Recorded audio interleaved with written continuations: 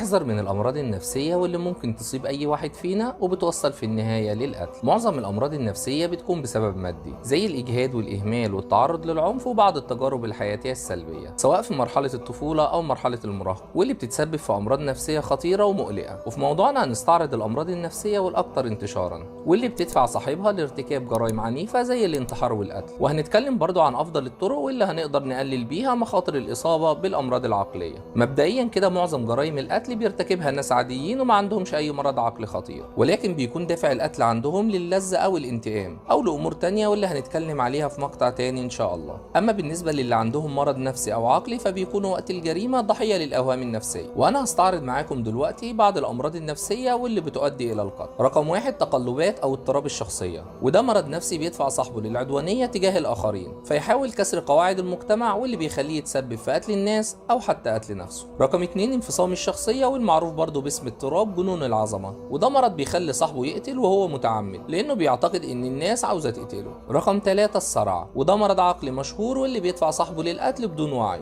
واللي بيكون وقت حدوث نوبات الصرع. رقم 4، الاستحواذ، وده مرض عقلي واللي بيتسبب بالقتل من غير قصد. رقم 5، اضطراب الوسواس القهري، وده مرض بيستحوذ بالأفكار المتكررة في خيال وذهن المريض بدون أي توقف، والتكرار ده بيحط المريض في ضغط نفسي وعقلي قوي واللي بينتهي بالقتل. رقم 6، الاكتئاب الكئيب، وده من أشد أنواع حالات الاكتئاب واللي بيدفع صاحبه للقتل، وفي بعض الأحيان المريض ممكن يقتل حد قريب منه بعدها يقتل نفسه، وده لأنه بيحس إن الحياة قاسية عليهم وما تستحقش وجودهم فيها. رقم 7، متلازمة اليد الغريبة، وده مرض عقلي غريب جدا واللي بيفقد فيه المريض السيطرة الكاملة على إحدى ذراعيه، ومن خلال عدم الإحساس بيها بتقوم بالقتل وهو عاجز من إنه يسيطر عليها. رقم 8، وهم قطار، وده مرض عقلي بيحس فيه المريض إنه عايش في حلم أو إنه ميت واللي بيدفعه للانتحار علشان يثبت لنفسه إنه في الحلم أو في الواقع. رقم 9، وهم كبجرة، وده مرض عقلي خطير جدا واللي بيخلي المريض يتخيل إن عيلته اتغيرت لعيلة تانية وخدت نفس الشكل بتاع عيلته، فبيبدأ بالقتل علشان يظهر عيلته الحقيقية، وغالبا بيحصل مع مرضى الفصام. في شوية طرق كده نقدر نقلل بيها مخاطر الإصابة بالأمراض العقلية. فبالنسبة للعلاج النفسي هنتكلم عن 8 حاجات نقدر نحسن بيهم حالتنا النفسية.